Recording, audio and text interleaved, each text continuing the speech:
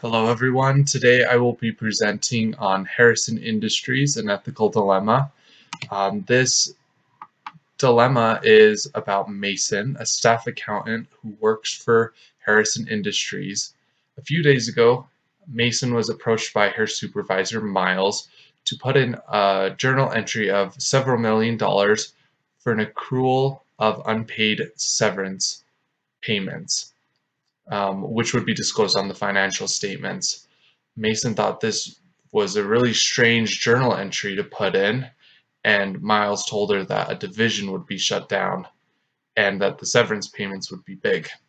This didn't comfort Mason too much because she had not heard of a division being shut down up to this point, and she didn't feel comfortable putting down this journal entry without some supporting documentation from Miles. And Miles told her that, you should just put this in. We don't need that. Miles actually said it was not Mason's place to question orders. After this, Mason decided to talk to her mentor to get his opinion on it. Steve told her that the company's culture was to go along to get along. He also added that it'd be really strange for an employee to be asked to do something wrong, because that just didn't happen, and it would be safe to follow Miles' orders. Well, Mason decided to take things into her own hands and do a little research, and she found that the division in question that was to be shut down was actually doing really well. There were 3 years in a row that it grew by 5%, and the last year it grew by 8%. So why would they shut this division down? As Mason prepares for her meeting with Miles, there's several things we need to ask ourselves to prepare ourselves for potential arguments. The main argument is the division actually being shut down. I think it would be smart for Mason to talk to some more people higher up to confirm this information. Because if this division isn't being shut down, then there's no reason this journal entry should be recorded. If it is, at least we can clear that up. We can trust that information.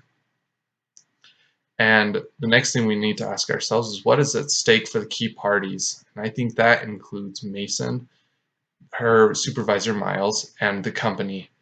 Now, at stake for the company is potentially this is a fraudulent income journal entry, and it shouldn't be done. It could lose a lot of money if this was the case. Mason could get a lot of trouble for rocking the boat, and potentially could help Miles from requesting something that isn't right.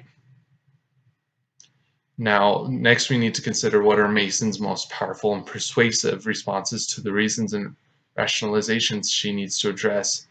I would tell her that she should point out that it would be in the company's best interest to have a policy regarding supporting documentation for large journal entries.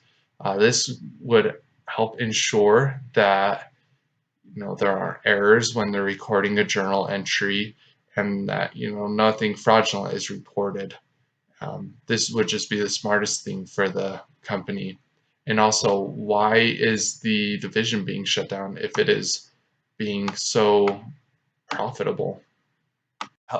Finally, to help Mason give voice to her values, I think it's important to go into this conversation with her supervisor with a level head and with all the facts that she can gather.